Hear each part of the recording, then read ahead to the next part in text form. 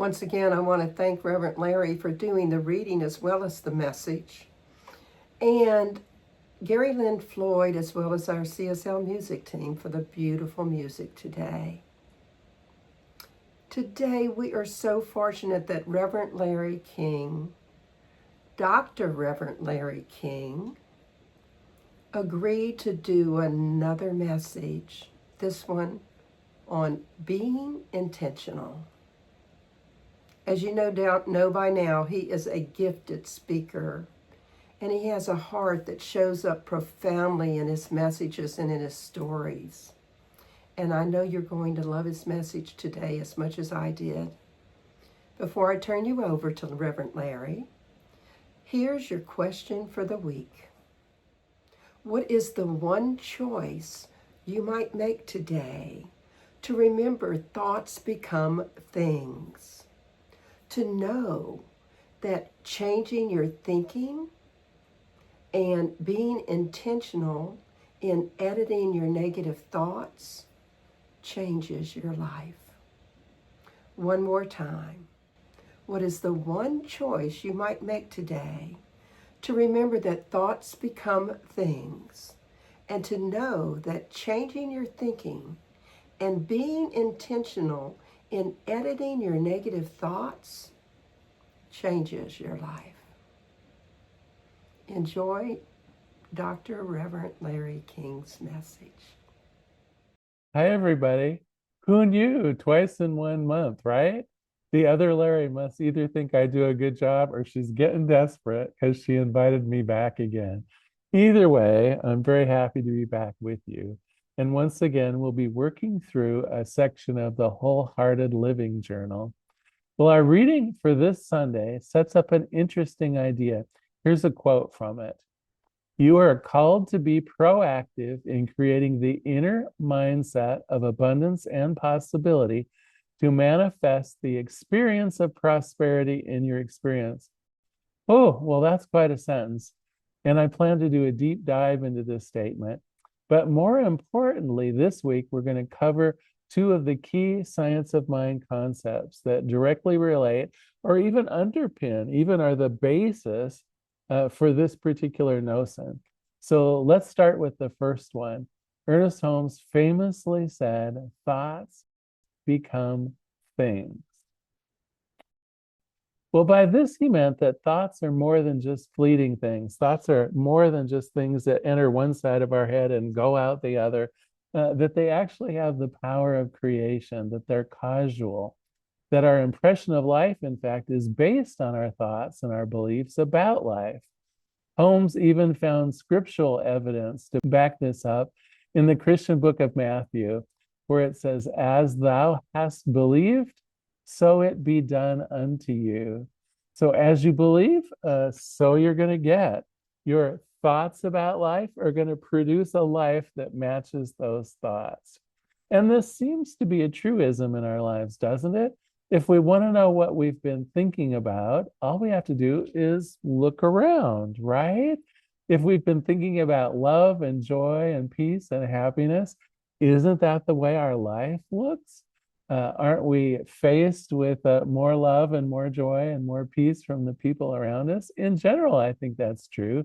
And likewise, if we're feeling alone or undervalued, if we're feeling like the world is against us, well, that is our impression. And so therefore, that is the way the world seems. That is our outlook on life. That is the sense of who we are and what's happening. So our thoughts really do become things.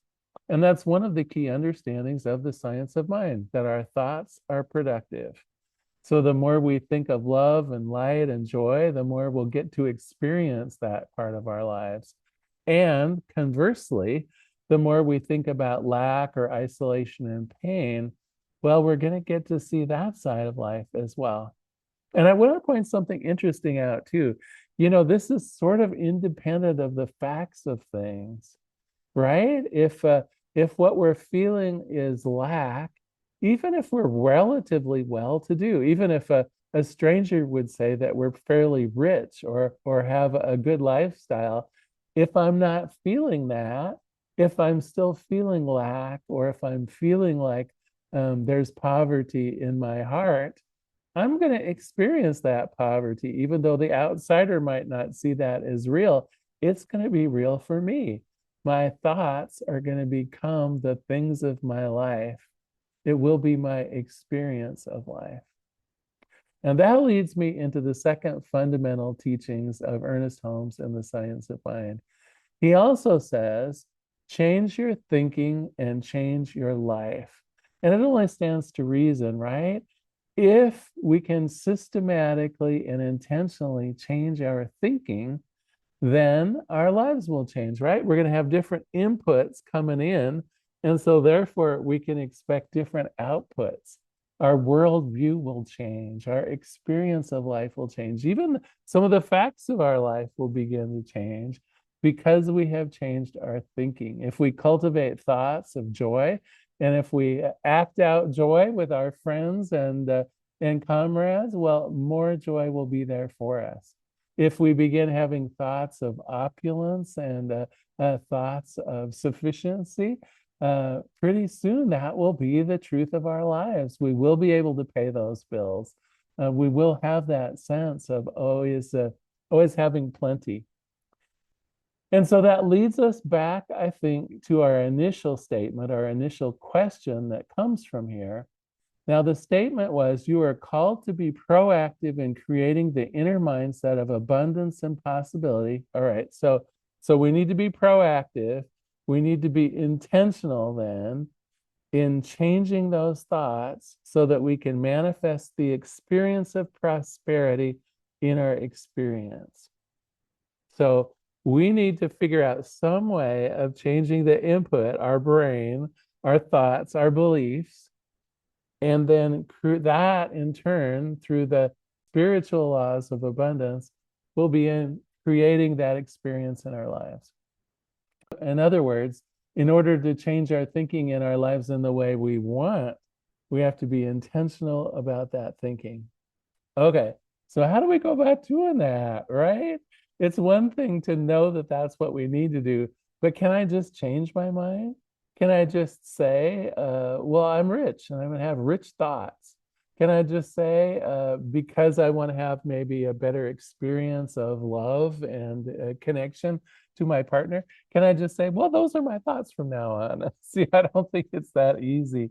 It's easy to say, change your thinking and change your life, but how often have you sat down and said, okay, here are the things that I need to change, and then somehow figured out the way to change your thinking?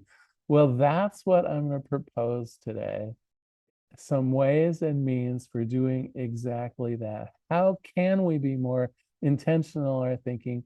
How can we change our thoughts and ideas to be more supportive of the good life, that life that we want to lead? Well, I have some ideas. First of all, we need to put a filter in for negative thinking. Now, I want you to imagine your own mind with, I think we have something like 60,000 thoughts that go through our head every day. It's like, whew, 60,000 thoughts, right? But psychologists and brain scientists tell us that it is a huge number of thoughts that go through our mind every day. Now, how am I going to weed out the ones that are negative? Well, first of all, I got to know that I'm having them. And so I'm going to ask you to play along a little bit and try putting a filter in your mind, just so that you're aware of what you're thinking. Not judgmental, mind you. We don't need to go all judging on ourselves, right? That's not helpful. But it is helpful to know what we're actually thinking. And I have a couple ideas for that. One is, well, we're almost always aware of the strong feelings, the feelings that come with certain thoughts, right?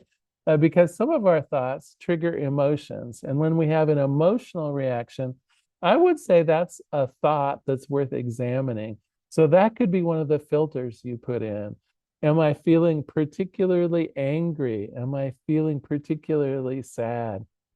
Evaluate your emotions, because we embody our emotions. We have a sense of our emotions at work.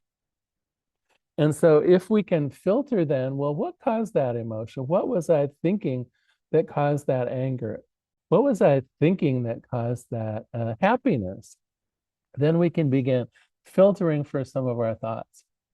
Another thing, I don't know, how many of you have a smartwatch of some kind or a smartphone of some kind? One of the things you can do is set an alarm for, say, every 10 or 15 minutes, and then just write down what you were thinking. I know this sounds kind of crazy, but at the end of the day, then look over your list and you'll get a good idea of what you were thinking that day. Were you thinking more positive thoughts? Were you thinking more thoughts of wholeness and abundance and health and joy? Or were you thinking more of lack and trouble and worry and judgment? That can be a good indicator that you do need to do some intentional thinking about this, right? The other thing that I would suggest too, once you begin putting that filter in, how can you redirect some of your thoughts? How can you filter for the negative ones in particular? Because I got to tell you, it's a nice thing to say, I'm going to fill my mind with loving thoughts. But if you haven't weeded out the unloving thoughts, if you haven't weeded out the judgmental thoughts, the thoughts of anger, the thoughts of betrayal, if those things haven't been removed, it's going to be very hard to enhance your thoughts of love and light and joy and peace. And so putting that filter in particular, notice for the thoughts of trouble, notice for the thoughts that bring up the negative emotions. And then when you start recognizing them, this will take a little while, by the way. This isn't something you can do in one day or even one week. But as you begin noticing what your thoughts are, then here is where you can intentionally begin doing a little editing. You can be the editor of the movie of your own life and go, wait a minute, wait a minute. I can see where this scene is going, and I don't think it's a good one. I think we're going to change the inner dialogue here a little bit. Instead of me saying, oh, poor me, and going into a mental pity party, because what do we know will happen from that? It will just reinforce the idea that I'm pitiable, that my life isn't going well, that I'm having trouble in my life, right? And those are the exact things, of course, that we don't want to be experiencing. And so, therefore, we can't afford to be thinking it. And so, what a perfect place then to begin first editing out the old dialogue, the inner self sabotage dialogue, and inserting something more positive. So, if we find ourselves judging someone else, and of course, we don't want to be judged, right? We don't want to be in an atmosphere of judgment. Maybe we change that dialogue instead of saying, oh my gosh, what's she thinking? That poor thing. She just doesn't have the brains of a baseball bat. Instead, we begin changing that thought. We say to ourselves, oh my gosh, I see she's having some trouble here. Maybe I could help her. Maybe there's a different way of looking at this, right? We're all entitled to our opinions. We're all entitled to do things the way that each one of us wants to do it. It might not be my way of doing it. It might not be the way I would handle that. But she's no less for it, right? So we begin changing our thinking so that we will get better outcomes in our own lives. Instead of judging other people, we begin helping other people and promoting other people and allowing other people to be the way they are so that we can get treated that same way, right? So that people will treat us with dignity, even when we're not our best selves, right? And the same thing can be true really with anything. I know this month we're talking a little bit about abundance, which makes sense. And again, it follows through here too. What kind of thoughts can I have that would produce more abundance in my life, more self-sufficiency in my life, right? If I'm having those thoughts of, oh, there's never enough, I can never seem to get the bills paid, right? There's always too much to do and not enough money to pay for it all. What a struggle it is to make ends meet or to save up enough for something special, right? I'll never have enough money to buy that new car. Do you have thoughts like that? Well, you can see how they're self-defeating, can't you? when I say I'll never have enough money to buy that new car, well, it's like you're making a pronouncement. And I can just hear God almost wherever God lives in my own head, I suppose, saying, and so it is. You will never have enough money to buy that new car. And so we got to start chipping away at those old ideas that just don't serve us, those old beliefs about ourselves and the world, those old ideas of never enough. The universe is abundant, the universe is infinite. Of course, there's enough. Of course, we can have enough money to buy a new car. Of course. In fact, let me give you an example from my own life. So, gosh, the other Reverend Larry and I were in ministerial school about the same time. And I don't know if it was true for her, but one of the things that was true for me was I had no idea how I was going to pay for it. Ministerial school, like all advanced degrees, cost a good deal of money. And the campus that I was going to was in San Diego, which is a fairly expensive plane flight from here in Oregon. And so, I was down there, I think, for my first set of in-person classes. And we were fortunate. We were in the Encinitas campus, the Encinitas Center for Spiritual Living there. And we were only about 10 blocks from the beach. So on breaks, some of us would go down to the beach or just go for a walk. And I remember on a long lunch break, I went down to the beach and I was walking in the sand and I was thinking to myself, and now remember what we're talking about, our thoughts become things. I was saying to myself, this is really expensive. I have no idea how I'm going to pay for this. It's a 3-year program, or maybe even a 4-year program, if I can't take all of the classes I need to at one time.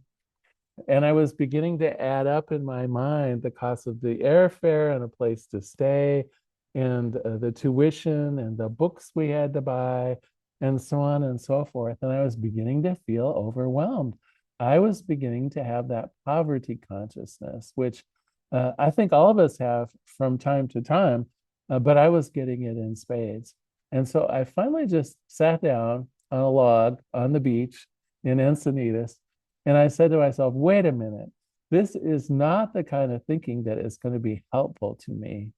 If I am having that poverty consciousness, this is going to be a struggle, right? And so I sat down and I crafted a science of mind treatment for myself. Of course, even though I wasn't a minister, I'd been a practitioner for some time. And so I sat myself down and I began thinking to myself, okay, there's always enough money for me. And of all things, wouldn't Spirit want me to prosper so that I could be in ministerial school to teach this good word to other people? And I said to myself, okay, so maybe I just need a sign. Maybe I just need something to reassure myself of what I already know.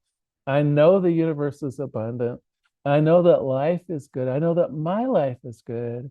I know that ministerial school is the right thing for me.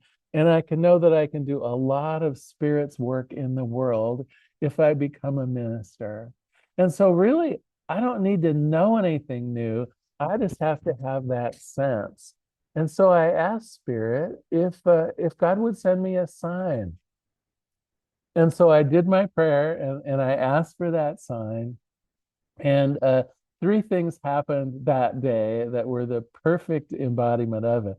First of all, I'm walking up from the beach and a wave is coming in. And it was one of those waves that is only like just an inch high, but it covers a lot of ground. And so I was watching it roll up, and there was a dollar bill floating on that incoming tide. And I reached down and I picked it up, and I swear it was dry even on one side. I looked around thinking, well, like who dropped this dollar bill? Or was it me that dropped this bill? I don't know where the dollar bill came from, but that was a lovely sign. And then when I got back to campus, I was talking with a couple of the other students, and this other woman was there, and she found out that we were students, and she offered to put us up in her house.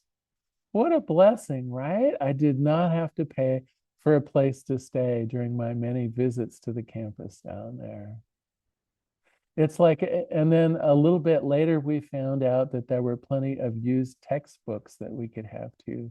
It's like that one day I had so many physical signs that me shoring up my thinking, me with intentional thinking about this being easy breezy in terms of paying for this experience. The reality was it was going to be easy to do this. And the following year, I even found out there were scholarships available and qualified for that. And so, what a blessing! What a blessing! But the blessing, right? It wasn't an external blessing. The blessing was me being clear and intentional about my thinking. This is a universe of abundance. I have the right to this abundance. I have the pleasure of this abundance given to me from Spirit itself. Spirit is my source, and source will not be denied. And so it was through my intentional thinking that within literally a day, half of the money that I was worried about was taken care of and resolved. Okay, so today we've talked about a few things. We've covered a basic science of mind principle: our thoughts become things. The predominant focus of our thoughts and belief will be what we get in life. It's one of the things, if you've been in the science mind philosophy for more than a couple of minutes, you know that our thoughts become things, that our thoughts are creative. The second major principle that we talked about today was change your thinking and change your life. And that's where the idea of being intentional in our thinking comes about. If we want a different outcome, if we want to experience more prosperity, more love, more light, a better job, a nicer place to live, more friendships, whatever it is that we desire more of in our lives, we need to be intentional thinkers around that. And we talked about a few ways you can do that. We talked about editing, setting up a filter in our mind and editing out some of the negative thoughts that stand in our way. If we want more love, we better not stop. We better halt the thoughts of hatred and bigotry in our own mind, right?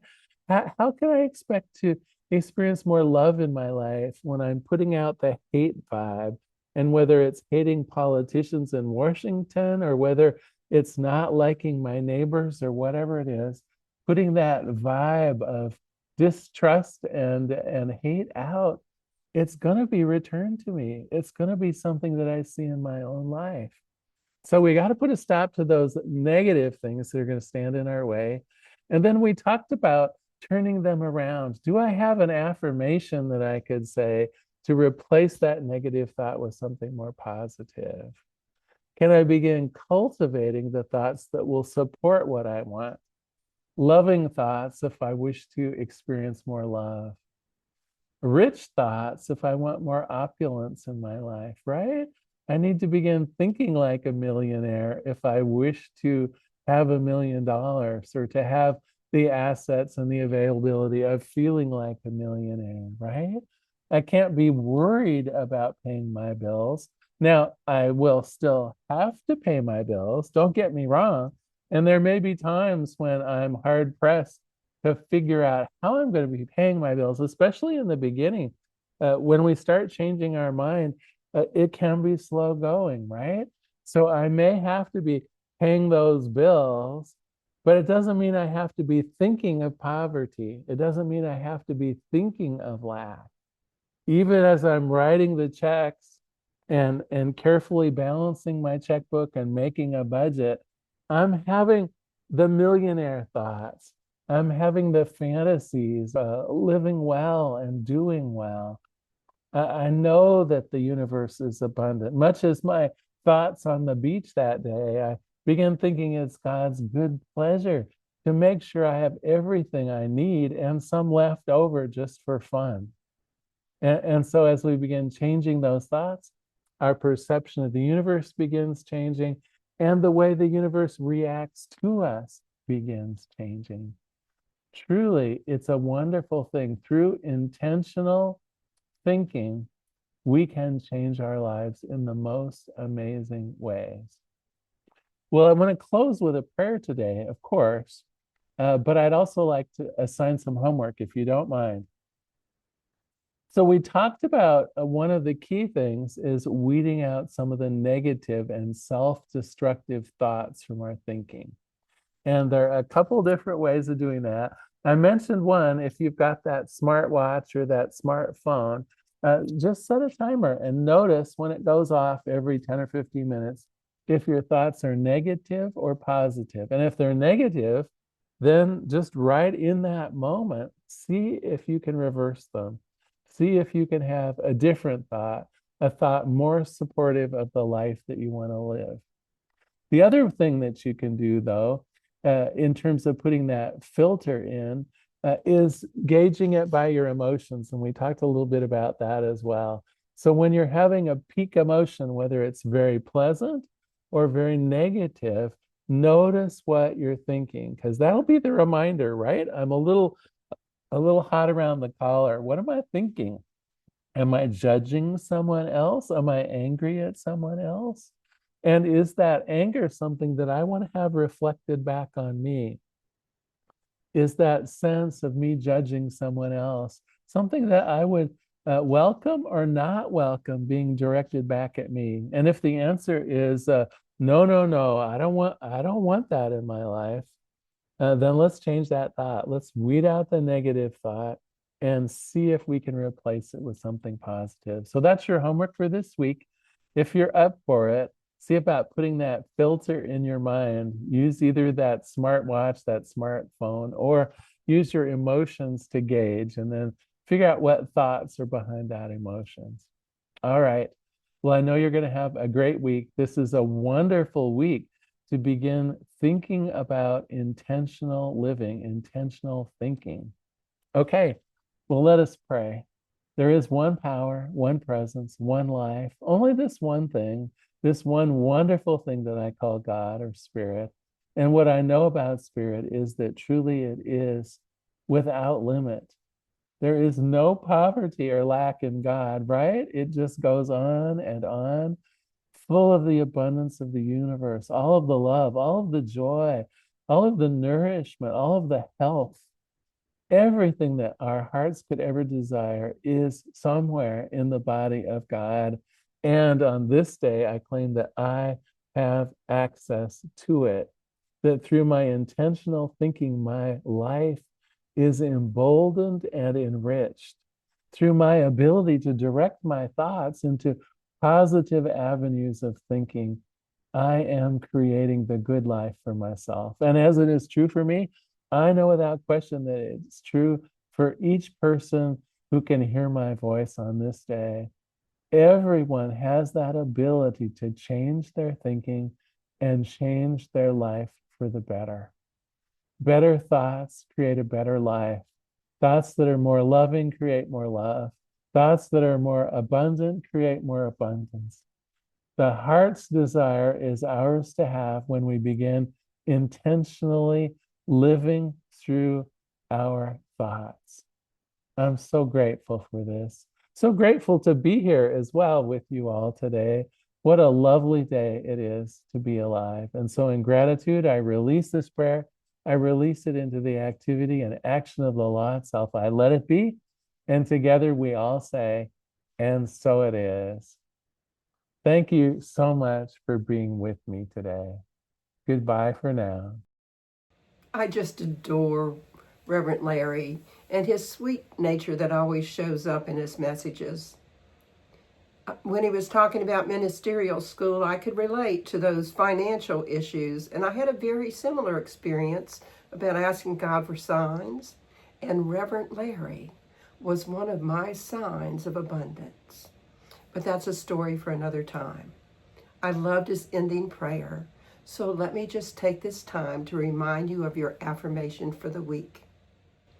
How is it I so willingly, energetically, and effortlessly remember thoughts become things and know I can change my thinking and be intentional in editing my negative thoughts so as to change my life. Don't forget the home play that Reverend Larry mentioned. I hope you take his challenge to watch your thoughts. And finally, I am so grateful that we're continuing to come together for services, and grateful for the contributions that allow us to have guest speakers as wonderful as Reverend Larry. And my dream is that we can continue to be intentional about supporting this community and all the good that we do. I found out recently that our bags that we made for the homeless during our September International Service Day have reached hundreds of miles from Baton Rouge, just from people carrying them in their car and going on trips. So I'm excited about that. Enjoy our offertory song.